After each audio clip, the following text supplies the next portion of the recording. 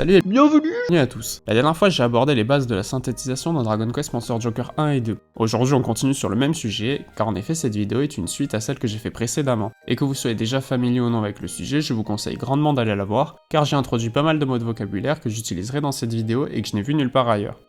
Tout d'abord, si vous êtes familier avec l'univers de Dragon Quest Monster Joker, vous devez avoir remarqué que dans la première vidéo, je n'aborde à aucun moment le sujet des points de compétences et des sets de compétences. Cependant, si vous découvrez la série, vous n'avez pas spécialement compris grand chose de ce que je viens de dire. Laissez-moi vous expliquer.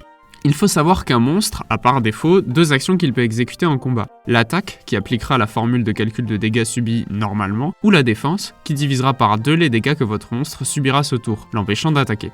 Ces actions peuvent être commandées par vos ordres durant un combat ou exécutées automatiquement par vos monstres en les laissant combattre selon la tactique que vous leur avez assignée. Mais vous vous doutez que si le gameplay se limitait à un simple choix entre attaque et défense, le jeu serait assez plat. C'est pour ça que vos monstres peuvent apprendre des compétences, des capacités, qui permettront de retourner l'issue de la bataille. Elles sont présentes dans les sets de compétences et les monstres peuvent en avoir jusqu'à 3 à la fois. Et là où dans Pokémon par exemple, les monstres apprennent leurs capacités par montée de niveau et peuvent en avoir jusqu'à 4, les monstres de Dragon Quest Monster Joker n'ont aucune limite sur le nombre de capacités qu'ils peuvent apprendre et ne les apprennent pas par niveau. Ils gagnent cependant des points de compétences qu'ils peuvent attribuer. Par exemple, un monstre peut attribuer 5 points de compétences au set Flamme et Crame pour apprendre le sort Flamme et pouvoir l'utiliser en combat.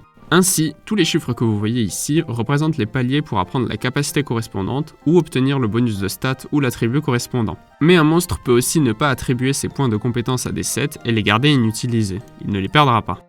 Bien, une fois le concept de points et sets de compétences expliqué, on peut se demander comment se comportent ces points et sets de compétences lors de la synthétisation. Eh bien c'est assez simple, le monstre résultat d'une synthétisation héritera de tous les sets de compétences des monstres matériels, plus un autre propre au monstre résultat, et pourra en choisir 3 parmi ceux-là. Et pour les points de compétences, le monstre résultat va hériter de la moitié des points de compétences de chaque matériel, qu'il soit attribué ou non. C'est-à-dire que si on crée un cavalier fantôme avec un cavale démon et une armure errante, et que le cavale démon a les sets réducteurs avec 40 points de compétences et bonus attaque avec 20 points de compétences, et que l'armure errante a les sets anti-dragon avec 50 points de compétences, protection kill avec 30 points de compétences et bonus attaque avec 50 points de compétences, le cavalier fantôme pourra choisir 3 sets entre réducteur, bonus attaque, anti-dragon, protection kill et assassin, qui est le set propre au cavalier fantôme. Ainsi, il aura dès le premier niveau des points déjà attribués sur les compétences dont il héritera des monstres matériels. Donc il aura 20 points sur démoniste, 25 points sur anti-dragon, 15 points sur protection kill et 35 points sur bonus attaque. Cependant, comme je vous l'ai dit, il ne pourra avoir que 3 de ces 4 sets de compétences. Donc les points de compétences d'un de ces sets sera perdu. Et cet exemple me permet d'aborder un autre point sur les compétences. Dans notre exemple, on a dit que l'armure errante avec 50 points dans le set bonus attaque, ce qui correspond à l'apprentissage complet du set, car il n'y a plus rien à apprendre au-delà de 50 points. Et si vous avez déjà joué au jeu, vous savez qu'il existe un set de compétences appelé bonus attaque 2. Et pour l'obtenir sur un monstre, il faut que, lors de la synthétisation, les monstres matériels remplissent des conditions particulières. Dans le cas du passage de bonus attaque à bonus attaque 2, il faut que la somme des points de compétences attribués au set bonus attaque des monstres matériels soit égale au nombre de points total pour apprendre le set complètement. Donc ici, 50.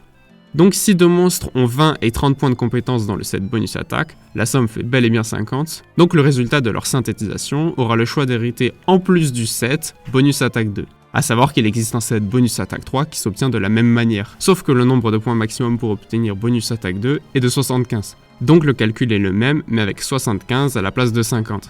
Et enfin, cette explication est vraie pour toutes les compétences qui fonctionnent comme ça, comme par exemple de Flamme et Bang à Flamme et Bang 3, de Gel à Gel 3, ou encore de Anti-Mage et Anti-Mage 2.